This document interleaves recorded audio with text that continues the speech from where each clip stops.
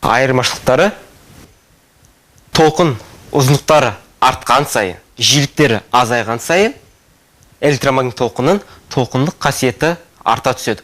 Осындайда көбінесе корпускалық қасиеттер мүлдем байқалмайды. Ал егер толқын ұзындығы өте кіші болса, жиілік өте үлкен болса,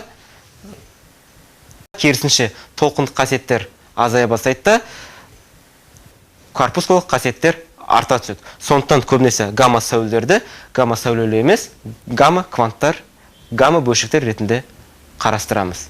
Және келесі айырмашылық бұл энергияға тәуелді. Энергия тең бізде H nu. Энергия тікелей жиілікке тәуелді. Сондықтан жиілік аз болған сайын энергия аз болады. Сондықтан көбінесе радио толқындардың, инфрақызыл сәулелердің энергиясы өте аз болады. Сондықтан биолог белсенділігі де аз болады.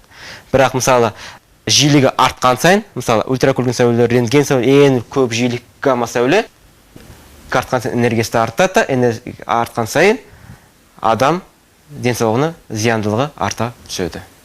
Және соңғысы электромагнит толқындар барлық толқындар сияқты зат тасымалдамай, тек қана энергия тасымалдайды.